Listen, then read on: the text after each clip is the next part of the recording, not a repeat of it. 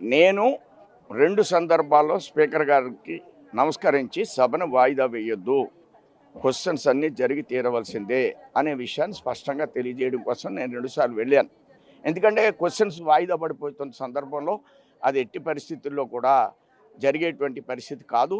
ఆ దృష్ట్యా క్వశ్చన్స్ వాయిదా వేయొద్దనే విషయాన్ని వారికి చెప్పడానికి వెళ్ళినప్పుడు, మీరు మాటికి ఎందుకు వస్తున్నారు పోడియం దగ్గరికి? వాళ్ళు ఎన్నిసార్లు పోడియం దగ్గరికి వచ్చారు? 5 సార్లు సభను 5 రోజులు సభను జరగకుండా చేశారు. స్పీకర్ దగ్గరికి వెళ్ళిపోయారు. ఆయన చైర్మన్ గారి దగ్గర మీదకి వెళ్ళారు వాళ్ళు. ఇన్ని చేసిన వాళ్ళు నేను స్పీకర్ గారికి వినమ్రంగా నమస్కారం పెడితే నచ్చలేదంటే వాళ్ళ సభ్యతా సంస్కారాలు ఉన్నాయా అని అడుగుతున్నాను నేను. ఆ విధంగా రావచ్చా నా మీదకి నేను అడుగుతున్నా. ఎందుకంటే మాట్లాడేదేముంది? అందరూ సభ్యులు గమనించి నన్ను వెనక్కి తీసుకురావడం జరిగింది చైర్మన్ గారి దగ్గర నుంచి. అంటే బీజేపీ తరఫున కూటమిలో మీరే ఎమ్మెల్సీగా ఉన్నారు, మీరే ప్రాతినిధ్యం వస్తున్నారు. అంటే వాంటెడ్గా మీ మీద దాడి జరిగే ప్రయత్నం జరిగిందా? ఎవరు సార్ పర్సనల్గా ఇజ్రాయెల్ మీ మీద దాడి చేసి? అది వాళ్ళ విజ్ఞతకు వదిలేస్తున్నాను.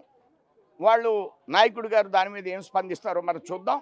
ఇది జరిగినటువంటి విషయం ఆయన గమనించారా లేదా అనేది నేను చూడను. అతనైతే ఆ విధంగా మాట్లాడడం జరిగింది.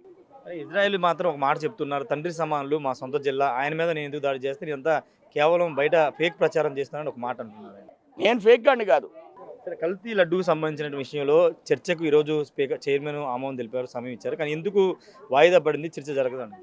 వాళ్ళకి చర్చ జరగడం ప్రతిపక్షానికి ఇష్టం లేదు. అక్కడ చర్చ జరిగింది, వైసీపీ లేదు అక్కడ. ఇక్కడ చర్చ జరిగితే వాస్తవాలు బయటపడతాయి. 3/19కి ఆవు నెయ్యి రాదు. ఇవాళ సూటిగా వాళ్ళని ప్రశ్నిస్తాం. 3/20కి మీ ఇంట్లో ఆవు నెయ్యి మీ జగన్మోహన్ రెడ్డి గారు వాడారా, లేకపోతే మీరందరూ వాడుతున్నారా? మేమెవరం వాడమని చెప్పాల్సిందే. అలాంటి సందర్భాల్లో చర్చకి ఎలా వాళ్ళు ఆమోదిస్తారు? మానసికంగా వాళ్ళు సిద్ధంగా లేరు.